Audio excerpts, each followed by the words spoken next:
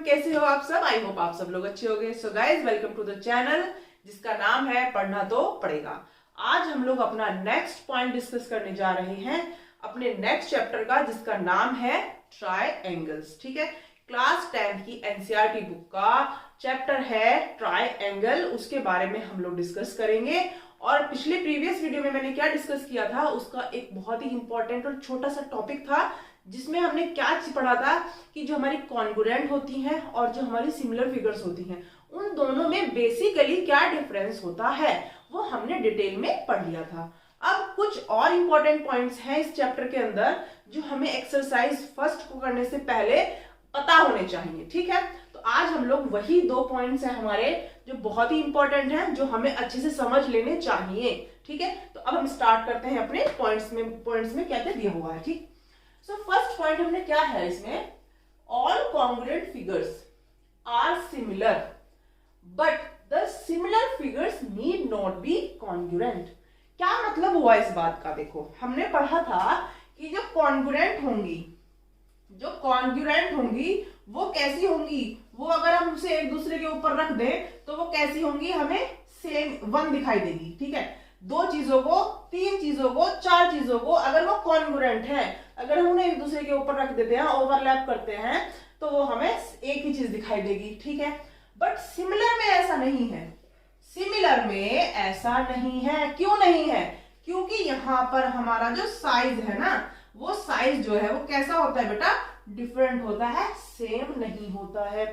Size same नहीं होता है, शेप तो एक सी होती है, दिखने में एक से लगते हैं वो। ठीक है, तो इतनी सी चीज हमने समझ ली थी। अब यहाँ पे जो बोल रहा है, फर्स्ट पॉइंट को समझते हैं कि all congruent figures can be similar. All congruent figures are similar. जो कॉन्ग्रुएंट फिगर्स होती हैं हम उन्हें सिमिलर बोल सकते हैं, बट जो सिमिलर फिगर्स हैं वो कॉन्ग्रुएंट नहीं हो सकती। क्यों नहीं हो सकती? क्योंकि हमें इसके लिए क्या चाहिए होता है, सेम शेप सेम साइज। समझ आ गई बात?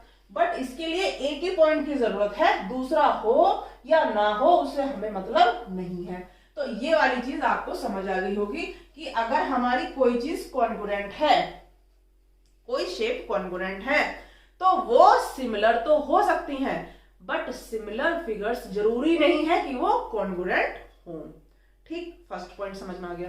अब सेकंड में देखो क्या दिया हुआ है, 2 polygons of the same number of sides are similar। 2 कैसे दिए हुए हैं, पॉलीगन हुए हैं। देखे, वो सेम नंबर ऑफ साइड्स हैं उसकी, यानी कि मान लो कि ये हमारा एक क्या दिया हुआ है, क्वाड्रिलेटरल। ठीक है, और दूसरा भी क्या दिया हुआ है, क्वाड्रिलेटरल। अब इसमें से ये कहा है कि नंबर ऑफ साइड्स इक्वल है। ठीक है, नंबर ऑफ साइड्स यहाँ भी 4 है और यहाँ भी 4 है। ठीक है, इतनी बात समझ आ गई। तो इसने क्या कहा है कि 2 polygons of the same number of sides similar, ये दोनों सिमिलर होंगे यदि पहली बात क्या दी हुई है, their corresponding angles are equal।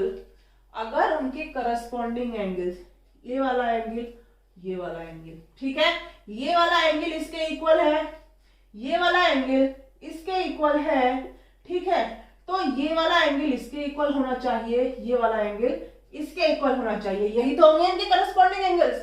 तो अगर मान लो मैं 1 2 3 4, 1 2 3 4, अगर ये एंगल्स, ये वाला एंगल, ये वाला एंगल और ये वाला एंगल अगर आपस में इक्वल हैं, एंगल्स कैसे हैं, इक्वल हैं।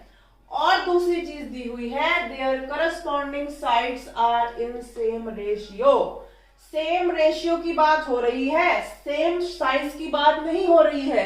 रेशियो का मतलब ये है कि अगर ये कितना है, मान लो ये 5 है, अभी तो मैंने यहां सेम बना दिए, चलो मैं थोड़ा बड़ा कर देती हूँ, डबल कर देती हूँ। डबल करने से ये ध्यान रखेंगे कि जो इनके जो एंगल्स हैं, एंगल चेंज नहीं होंगे, एंगल सेम ही रहेंगे। ठीक है, एंगल कैसे रहेंगे बेटा, सेम रहेंगे, एंगल पर कोई भी फर्क नहीं पड़ेगा।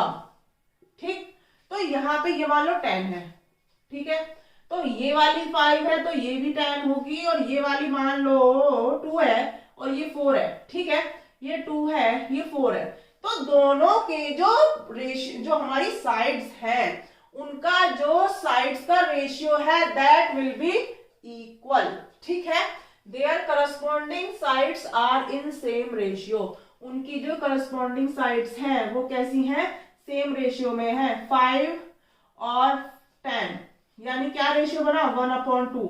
ठीक है, इसका और इसका क्या रेशियो बना बेटा 2/4, यानी कि 1/2। तो ये सब क्या रहेंगे, सेम रेशियो में रहेंगे, तो ये हमारी फिगर कैसी कहलाती है बेटा, सिमिलर।